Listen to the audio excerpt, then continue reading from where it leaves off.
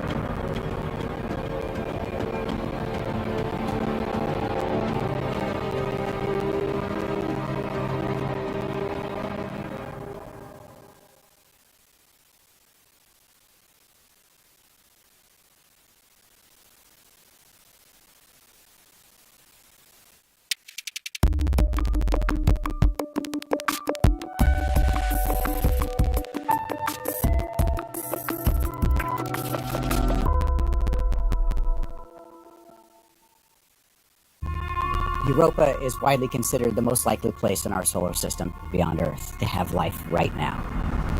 Its moon, an icy world orbiting Jupiter. Beneath its icy surface, a global ocean of water. Everywhere on Earth that there's water, there's life. So we want to understand, could Europa be a place where life might exist today? 3, 2, 1, lift off. Europa Clipper is the first mission dedicated to exploring Europa. This is the largest interplanetary spacecraft NASA has ever built and launched. We have the right team, the right technologies to leverage to go to Europa now and unlock those mysteries that are just waiting for us. The pictures we're going to get from Europa Clipper are going to blow our minds. How could you not be excited about something as monumental as this?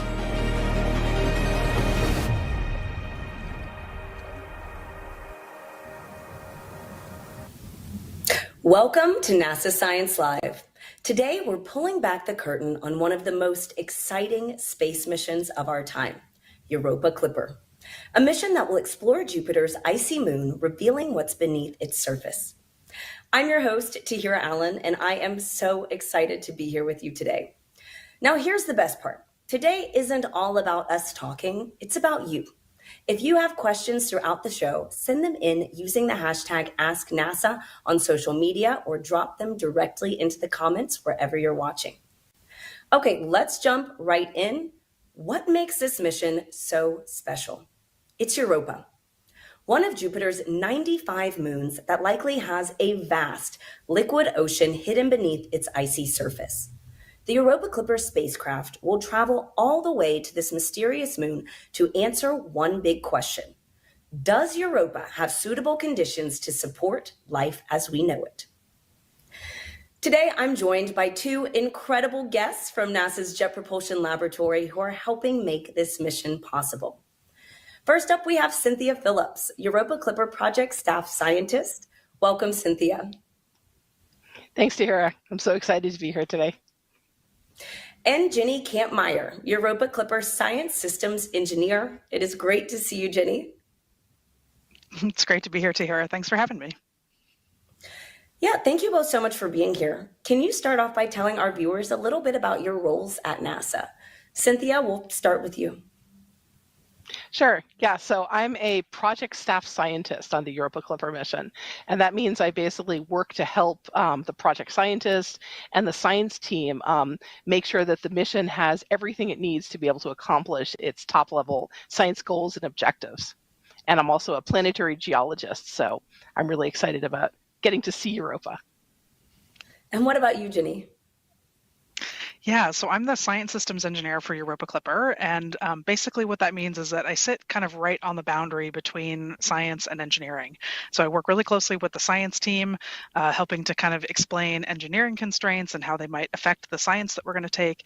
And then I also work really closely with the engineering team to make sure that we're getting, the most science, the best science we possibly can with this incredible spacecraft. So it's a really cool job getting to kind of, help work really closely with these kind of two sides of the project.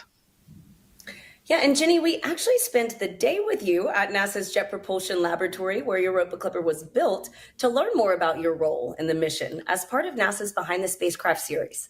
So let's take a look right now. It's a surreal experience to know that we're doing some really humanity-changing science with the spacecraft. My name is Jenny Kampmeyer, and I work on Europa Clipper, helping science fiction become science reality. Europa Clipper is NASA's flagship mission to explore a moon of Jupiter called Europa. It is our most promising candidate in the solar system to look for a habitable environment. So here's our Europa Clipper spacecraft being built to see something that's been on paper for so long actually here. That's an incredible feeling. I sit right on the boundary between science and engineering.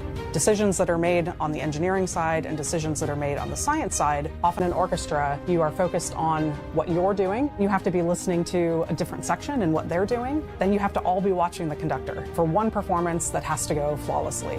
To me, that's the same as working on an engineering team. We're all kind of moving towards the same goal that has to work because we get one shot at it.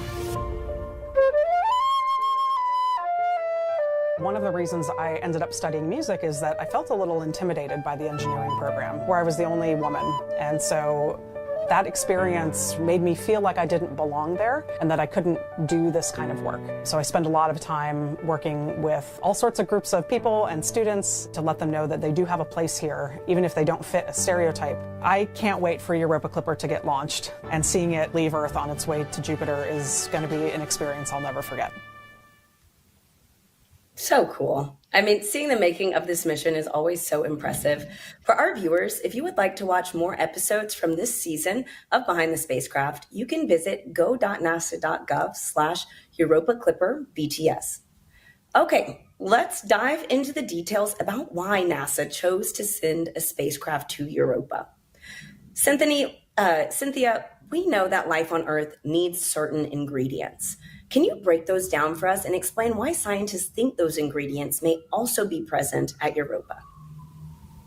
Yeah, so as you heard, Europa is this moon of Jupiter. It has this ice layer at the surface, but under that ice, there's this huge ocean of liquid water.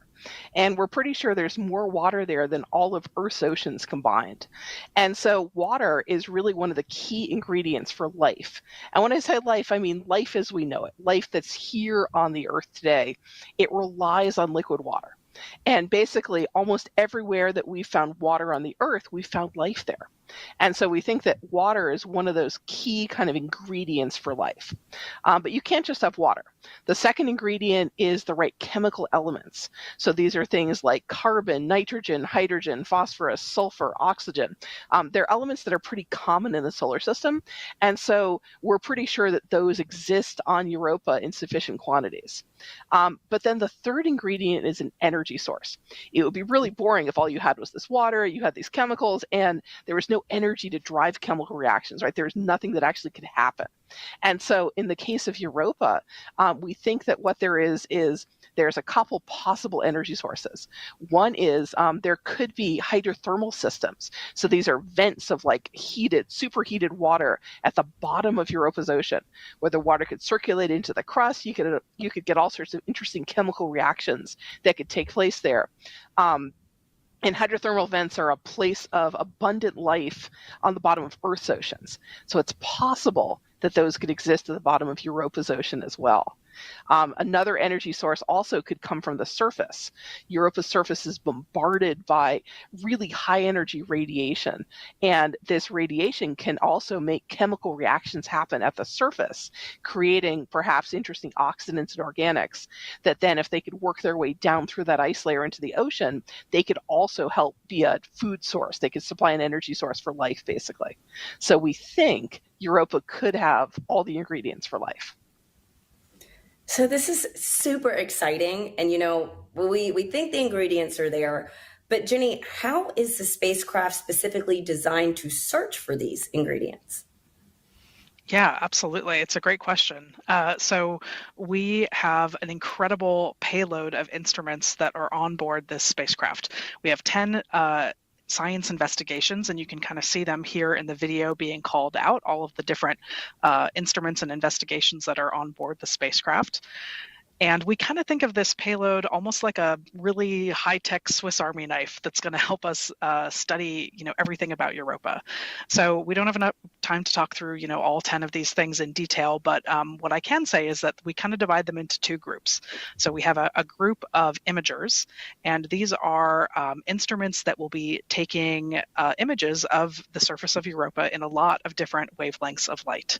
So of course we'll be taking high resolution color imagery in the visible spectrum, but we'll also be taking images and data in the infrared and the ultraviolet.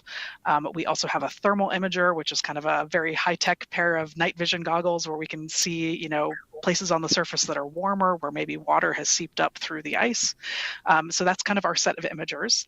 And then we have a set of experiments that are kind of fields and particles investigations. And so these are things that are going to be measuring things directly around the environment of the spacecraft. So we have a couple that are measuring gas and dust and other particles, things that may have gotten kicked off the surface of Europa and are kind of trapped in the gravity of, Europa's gravity field. We also have an ice penetrating radar that's going to look onto the interior of Europa and help us see the thickness of the ice and how much water is there. And then we have a set of instruments that are going to measure the plasma fields, the magnetic fields, and the gravity fields around Europa. And so understanding kind of that full picture of what's going on, not only inside of Europa and on the surface, but also in the environment around the moon is going to help us characterize the moon in its entirety and help us understand if this is a place that is habitable. This is amazing to hear. And, we're talking a lot about ingredients, but Cynthia, a question we always get is, will the spacecraft actually find life once it gets to Europa? Yeah, that's kind of one of the key questions about this mission. And so the answer is a little bit complicated. So this is not a life detection mission per se. It's what we call a habitability mission. So basically our top level science goal is to explore Europa to understand its habitability. And so when I say habitability, I basically mean, are there places below Europa's surface that could support life as we know it? So are there, say, pockets of water within the ice shell that could support life? Or could the ocean itself support life? And so that's what Europa Clipper is going to do. It's going to look for those signs of habitability, those signs of places that could support life, that could have all of those ingredients. And then a future follow-up mission that actually touches the surface in some way, like a lander or something like that, you're really going to need a mission like that to do that life detection step. So to say, not just is Europa habitable, but is it inhabited? Is there life existing there today? You're going to have to land, you're going to have to, get some of that surface material or subsurface material onto some onboard experiments to really do that life detection step. And, before Clipper can even make these observations, Jenny, I understand the spacecraft has to withstand a really punishing radiation environment at Jupiter. Can you tell us what it's going up against, and is Europa Clipper prepared? Yeah, absolutely. So, as you said, it's a really intense radiation environment there. Jupiter is a huge source of radiation, and it has massive magnetic fields that are trapping that radiation close to the planet. And yeah, you can see a really cool animation of that here. And Europa is orbiting within those magnetic fields inside of that kind of really, really intense radiation environment. And radiation and sensitive spacecraft electronics don't play nicely together. And so we've had to do a lot of preparation for this environment. It's one of the most intense places that you can send a spacecraft in our solar system. So we get at this a couple different ways. One is that we put a lot of our sensitive electronics inside what we call the vault. The vault is a piece of the spacecraft. It's basically a large cube that contains all of the spacecraft hard drives. The flight software is stored there, and a lot of the sensitive electrical components are inside of that vault. That vault has about 1/3 of an inch thick shielding that's an aluminum zinc alloy shielding, and that really helps protect it from the radiation. Some radiation, of course, is going to get into parts of the spacecraft that aren't inside the vault, and some will still get through that shield. And we deal with that somewhat in software. So sometimes radiation can cause bit flips, so you can cause a 1 to turn into a 0 or vice versa. And so we can use software to actually detect when that happens and correct those errors as they happen. The other thing too is you can see, of course, the solar panels are not inside the vault. They're just hanging out there. So how do we protect things like that from radiation? And the short answer is we don't. We actually just kind of plan for it. We know, how much power the solar panels will produce, and we know that they'll degrade over time from the radiation at a certain rate. We have a lot of historical data that can help us understand how much these things will degrade over time. And so we just kind of plan for it. We know that we will slowly lose power over the course of the mission, but that we have plenty of power to do our prime mission and then some, and to support all of the science we want to get at Europa. And so both of you have touched on this a little bit, but it's worth driving home that Europa Clipper will not actually be landing on Europa. It will be orbiting Jupiter. Jenny, can you talk a little bit more about that? Yeah, definitely. So yeah, as you said, we're not landing on Europa. This is an orbiting mission, although we do hope in the future that we'll send a spacecraft that will land on Europa and we'll get to actually, touch the surface itself. But we are going to be orbiting Jupiter and doing about 50 flybys of Europa. And we orbit Jupiter rather than Europa directly because of that radiation environment. We basically want to dip in, do a flyby, get a bunch of data around Europa, and then get out of there. And so we do that so that we can kind of extend the life of the mission and get as much science as we can doing those flybys of Europa. And so, those 50 flybys that we're going to be doing, that's going to give us kind of that global picture of Europa. We're going to be flying over lots of different parts of the surface and making sure that we can study this moon in its entirety. Well, thank you both so much for that quick overview, but we already have so many questions pouring in online. It's actually pretty incredible. So let's jump right into this Q&A. And remember, if you're tuning in live right now, you can submit your own questions for Ginny and Cynthia using the hashtag AskNASA or by posting those questions into the comments wherever you're watching. So our first question is from Bruce on YouTube, who wants to know that since Europa is tidally locked to Jupiter, over time, wouldn't the oceans have shifted to the Jupiter-facing side of Europa instead of being uniformly spread around the moon? Cynthia? That's a great question. So yes, so Europa is tidally locked. That means that one side of Europa always faces Jupiter and one side always faces away. And Europa orbits Jupiter about every 3.5 days approximately. So what we think, though, it's true that when Europa is closer to Jupiter, it gets tugged on, and that stretching and pulling produces tidal heating in the interior of the moon. And that's enough heating to keep this ocean liquid. So that's kind of the heat source that keeps this moon from just being frozen solid. It's this tidal heating, this tidal energy. But we think that the ocean is big enough, so it's global enough that heat is basically conducted, it's circulated through the ocean. So yeah, so the ocean does stay as a whole global layer. It's not frozen on one side and liquid on the other side. Our evidence shows that it's actually a global frozen subsurface ocean layer, a liquid subsurface ocean layer. That's great. And so we have a follow-up question from Brian on X, who wants to know, what specific data will the spacecraft be looking for at Europa? Jenny, you talked about that wonderful suite of instruments. Can you hit on this? Yeah, absolutely. And Cynthia, feel free to jump in too if I leave anything out. But so we're going to be taking a lot of different types of data with the spacecraft. And it's really cool to me that, we're not landing on the surface, but we can still really get an incredible amount of information just from doing these successive flybys. So one of the most kind of clear, easiest to understand pieces of data that we're going to be taking is images. So we'll be taking a lot of images of the surface. And, when we take an image, it's not just a beautiful photo, although they will be kind of mind-blowing, beautiful photos, but we can actually study things like the shadows and, look at the different colorations and the different variations of things and learn a lot about the geology, why things look the way they do, just from looking at photos. So it's a really kind of incredible thing. And then, of course, when you take similar photos in different wavelengths of light, that will teach you about the composition of the surface. So, different things will kind of react differently in different wavelengths of light. And so that'll give us a really good sense of what the surface is made of. With our radar instrument, we're going to be taking radargrams of the interior of Europa. So you could imagine kind of little X-ray goggles looking into the interior of the moon and getting a sense of how thick the ice is, how much water is there. Are there places where the ice is thinner? That will be complemented by our gravity experiment. That's going to be measuring the gravitational field. So we'll be understanding, the kind of gravity around Europa, places where the gravity might be slightly different. And again, that can help us understand what's going on inside of the moon as well.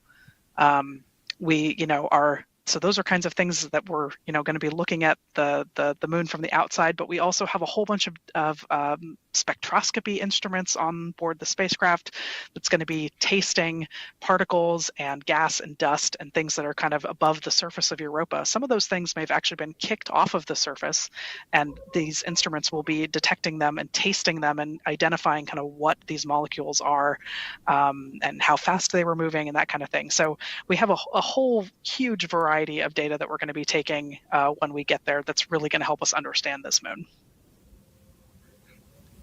Cynthia, do you have any follow-up? No, great answer.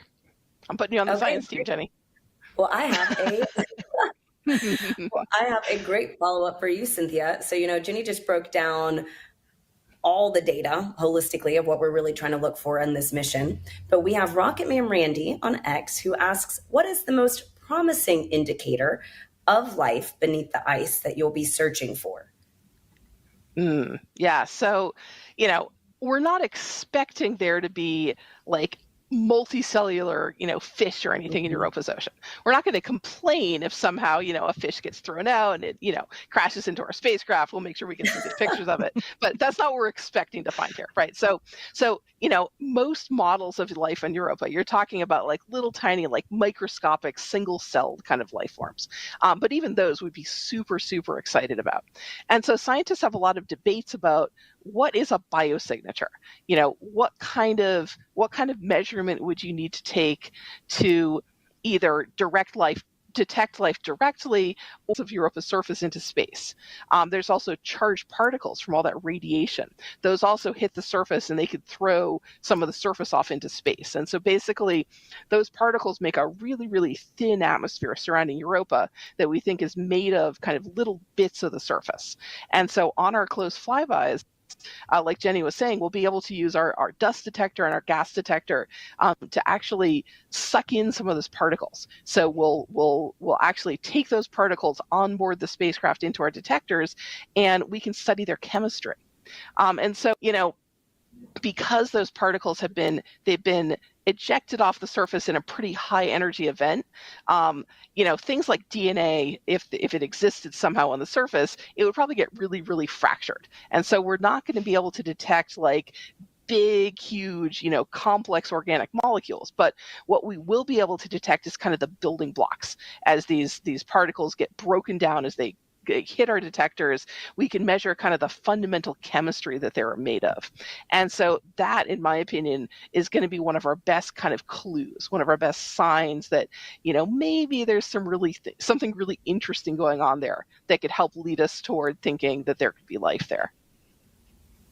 And I know you mentioned earlier, just to have a building block by itself doesn't necessarily mean that there's habitability there. They all need to be like in context of each other. And so could you talk more about the bigger picture of how these individual observations can tell that bigger story that Clipper's trying to find? So the one of the really cool things about our instruments on Europa Clipper is that they're all designed to work together. So on some spacecraft previously, you had to fly by, and then if you wanted to take a picture with your camera, you have to rotate your spacecraft in one direction, and then to use the radar, you have to rotate it in a different direction.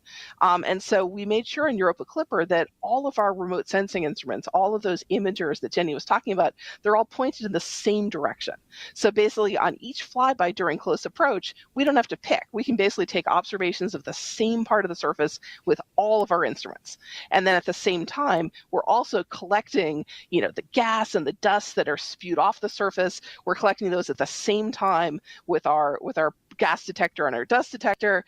We're taking those radar measurements, we're taking those gravity measurements, and those magnetic field measurements. So basically all of those are going to be taken simultaneously on each flyby.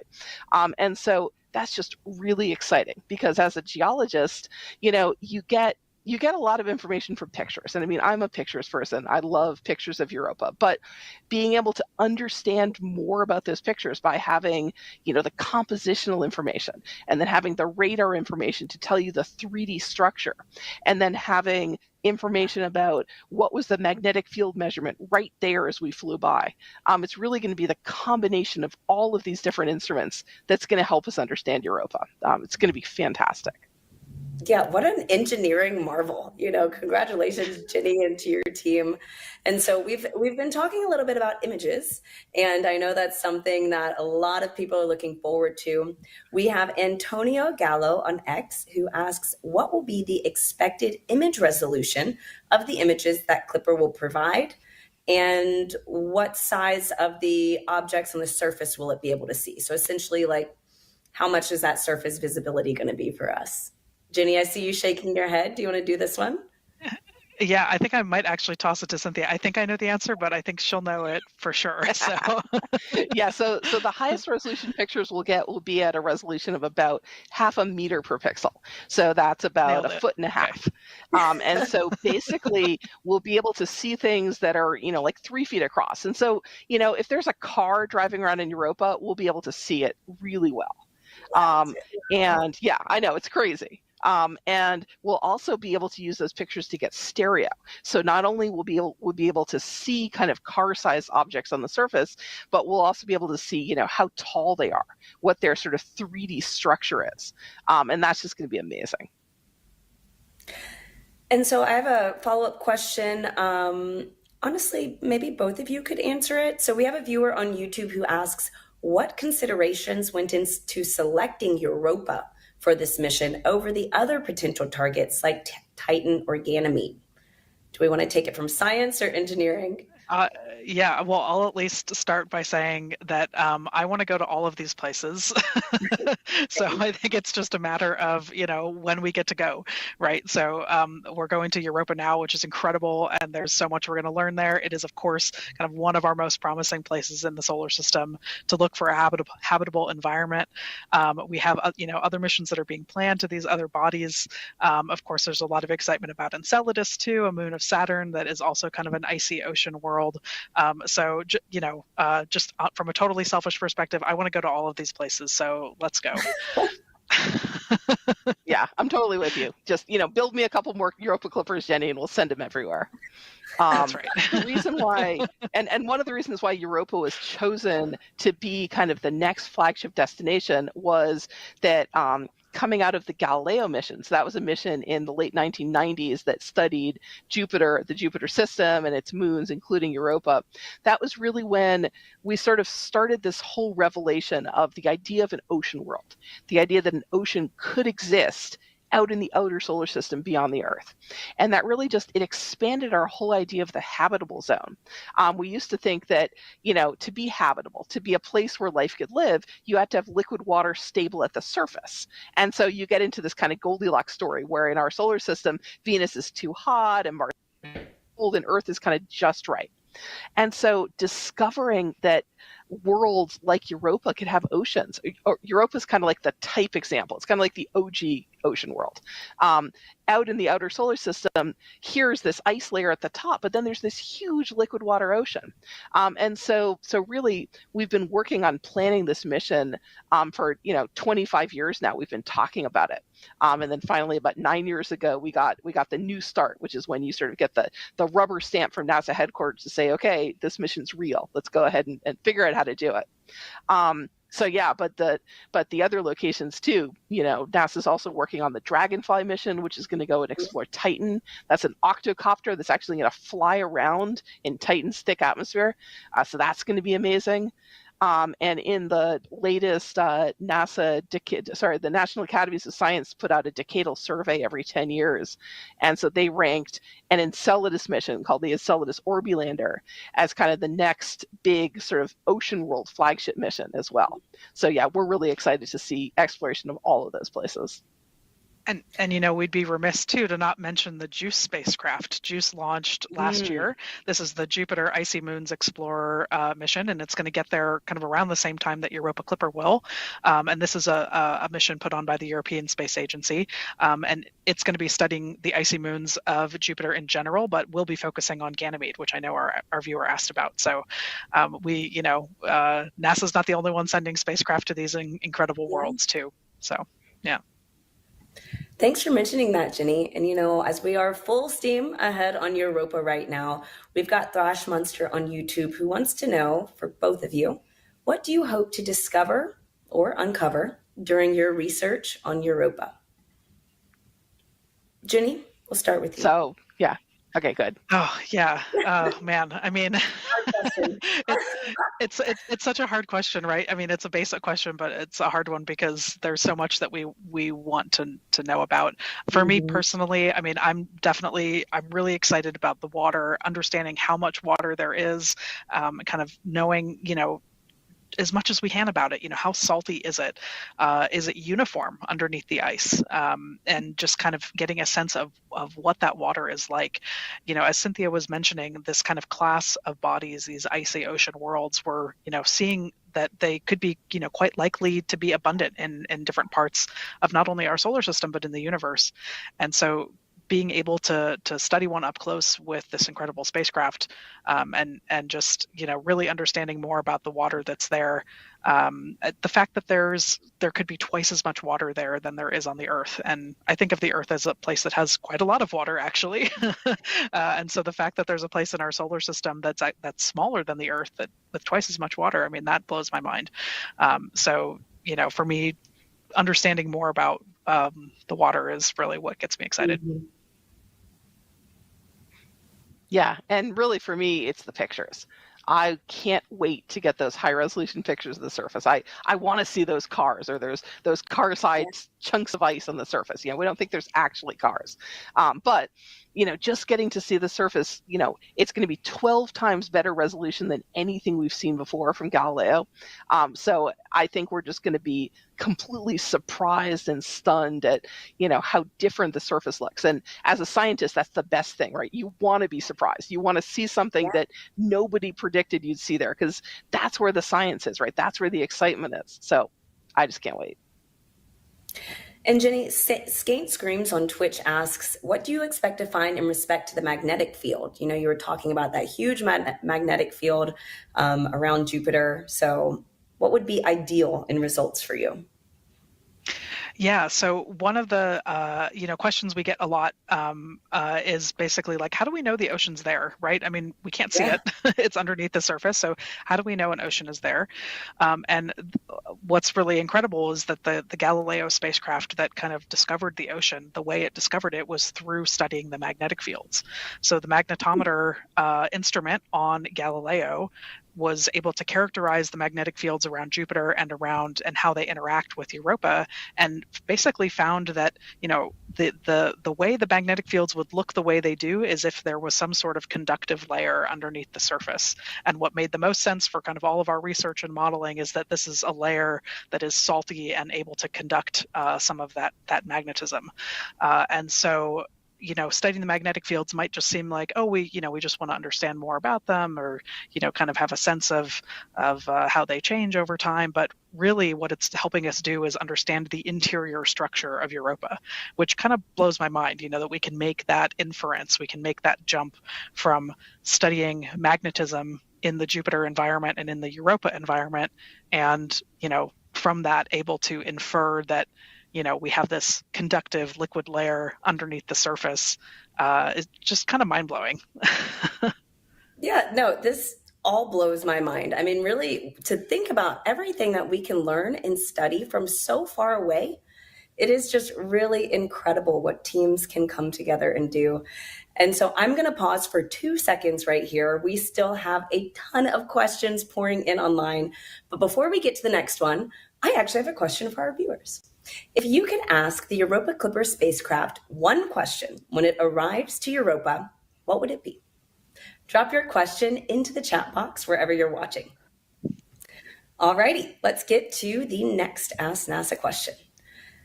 So we have, this is a great question. We've talked about what Europa is going to do, Europa Clipper is going to do when it gets to Europa, but we haven't talked a lot about that big journey it has to get there. And so we have Project H on YouTube who wants to know, how much fuel does it take to get to Europa? Yeah, absolutely. I can definitely take that one. So our spacecraft has about 6,000 pounds of propellant on board. That's about half of the total mass of the spacecraft. So it's a huge amount of fuel. If you're looking at a picture of our spacecraft, the kind of center piece where everything is mounted, most of the interior of that is 2 giant propulsion tanks that are filled with propellant. So that 6,000 pounds of fuel, though, is mostly used to make attitude adjustments, so to change which way the spacecraft is pointed, but also to change our trajectory. And, as we kind of are flying around Jupiter, flying past Europa, we will use that propellant to, help change things and help make sure that Europa is staying right in line where it needs to be, right, on its path. The actual journey from Earth out to Jupiter, so much of that speed is actually gotten from the launch itself. So when we launch off the surface of the Earth, we get a huge boost from our Falcon Heavy rocket. That gets us going really, really fast. The Falcon Heavy is a massive rocket, so it gets us a lot of speed. And then we actually are going to pick up a little bit of a kick from doing a Mars gravity assist and an Earth gravity assist. So we'll pick up a little extra speed from doing flybys of those 2 planets. And then we get going just really, really fast all the way out to Jupiter. And this should hammer home just how far away Jupiter is, that even with all of that speed from the launch and the 2 gravity assists, it's still going to take us about 5.5 years to get out to the system. So we have to be patient. Of course, it'll be worth the wait, but it is quite a long trip out there. And I have a great follow-up for you, Ginny, from Mikey Wasabi on YouTube. Considering how far away it is, how long will it take for the images to transmit back to Earth? Yeah, that's a great question. Oh gosh, I'm going to get this wrong, but maybe Cynthia remembers our one-way light time. I believe it's about 45 minutes, so an hour and a half round trip. Is that right, Cynthia? Okay. Yeah, about that. So it takes about 45 minutes for light to go from Jupiter to the Earth and vice versa. So if we're Jupiter, it'll take 45 minutes for it to get here. And then those images have to get processed on the ground, and certain things have to happen. But we do release kind of all of that data pretty quickly out to the public, kind of as soon as we can. So it takes a long time for light to travel just between, again, the 2 planets, which should give you a sense of just how far away Jupiter is. Yeah. Wow. Thank you, Ginny. Our next question is from Titan on X, who asks, how will Europa Clipper detect potential chemical or biological activity in Europa's subsurface ocean? Do we want to take this on science? Yeah, I can take that. Okay. Yeah. So that's a great question. So a couple different ways. One of the things you can use is that magnetometer that Jenny was talking about. When you measure the magnetic signature of Europa, one of the parameters you get like the strength of the field, you get the direction, but you can also use that field strength to tell you something about the salinity of the ocean. And so salinity means how salty it is. And so we think from our models that Europa's ocean is a salty ocean, and we think it's a little bit less salty than Earth's oceans. And so we'll be able to get more information from those magnetic field measurements. But then another really cool measurement we'll be able to do is we can use our near-infrared mapping spectrometer. So this is an instrument called MISE, and basically it takes pictures of the surface, but rather than just like, in red, green, and blue, it uses multiple wavelengths in the near-infrared. And those wavelengths are really diagnostic there's absorptions that are based on different chemicals on the surface. The dark stuff like that you're seeing in these pictures here, there's kind of this dark iceberg-like terrain, and then there's the dark kind of streaks along the surface that we know now are cracks and ridges. And those geologic features are